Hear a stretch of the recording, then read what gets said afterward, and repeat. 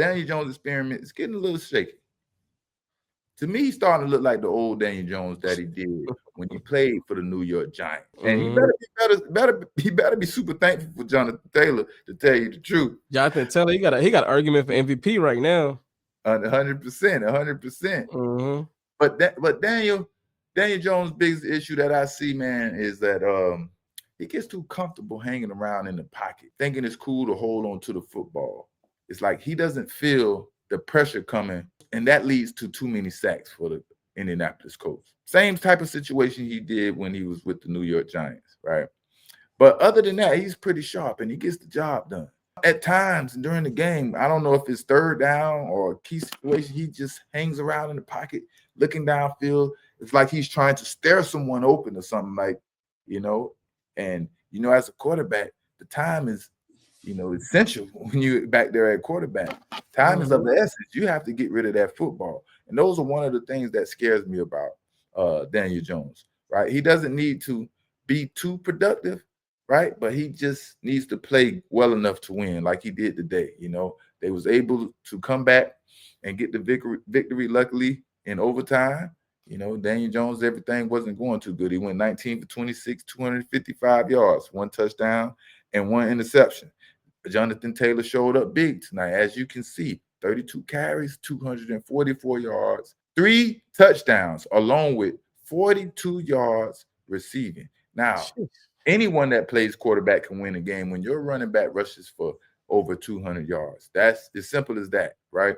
And that was the case for Daniel Jones this week. Or it would have been the case, it would have been the same situation that it was last week when they played the Steelers.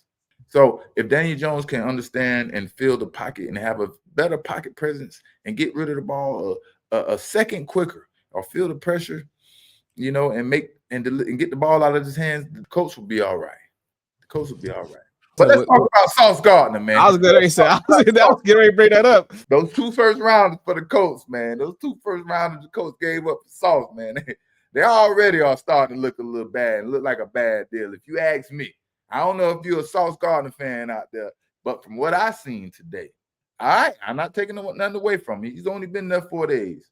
He ain't had a lot of time to practice and get acclimated with the team and his DBs and things like that.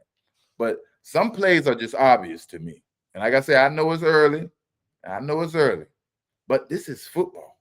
There's only so many coverages and schemes that you can play. So once you made it to the NFL and bounced around a few times, or once or twice, or whatever, once you made it in the NFL, you pretty much seen all the coverage.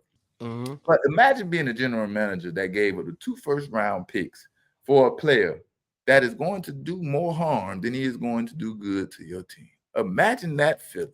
And that's what it was looking like for Sauce today. But Sauce made a great break on the ball to make a 3rd down stop.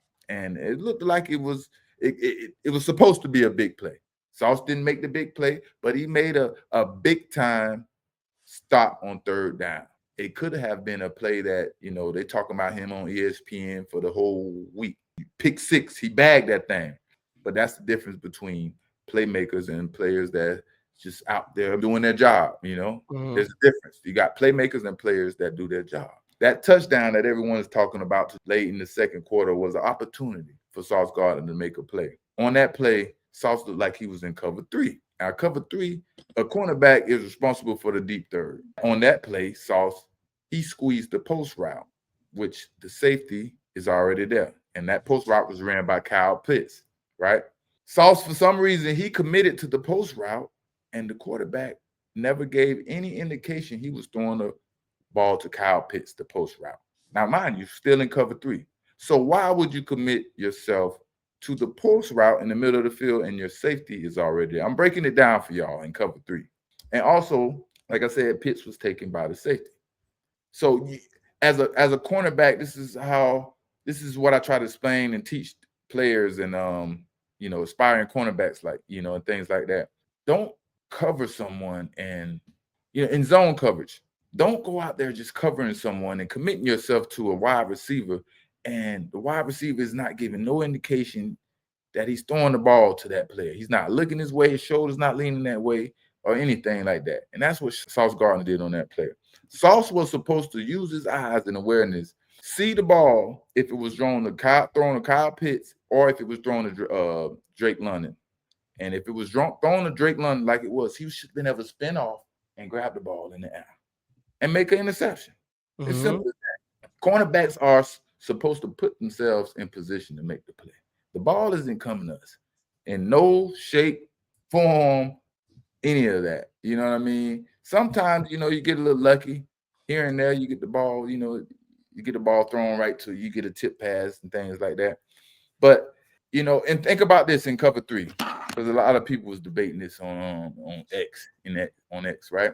And in cover 3, if you have 2 verticals coming at you down the sideline, one coming down the sideline and one just in the hash mark, our job is to stay in the middle of these 2 wide receivers and collapse on the football. If he throws the inside one in the inside go route, you collapse on the ball. If those outside go route, same thing. Like I said, Sauce should have done to Drake London. Speed turn and go play outside vertical. But it's the same concept. 2 verticals. Drake London did a stutter and go, and he was, he kept his leverage. He was off a little bit. They wasn't on the same form, But at the end of the day, man, I think Sauce Gardner should have made that play. And this is the reason I have a problem with people being infatuated with that term, lockdown corner. That term lockdown is used to make excuses for cornerbacks that don't make plays, in my opinion.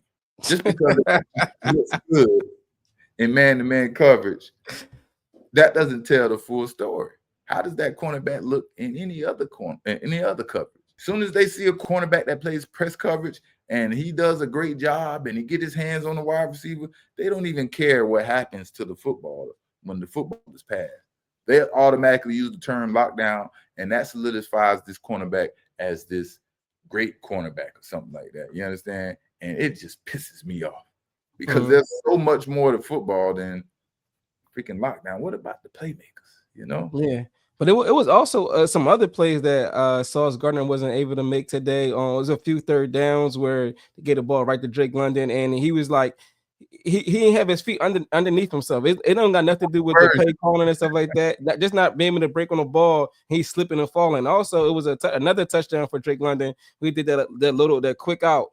That was 2-point conversion, I think. Yeah. He just like fall down, man. He gotta have better feet. Like you said last week was like one of the things he slack at was his actually technique and things like that. And you kind of seen it today on a few third downs and also that 2-point conversion that 2-point conversion, that was just like that was icing on the cake. I didn't even want to talk about that part because that one was the most embarrassing of them all. You trade 2 first rounders for a cornerback that goes out there looking like that, like.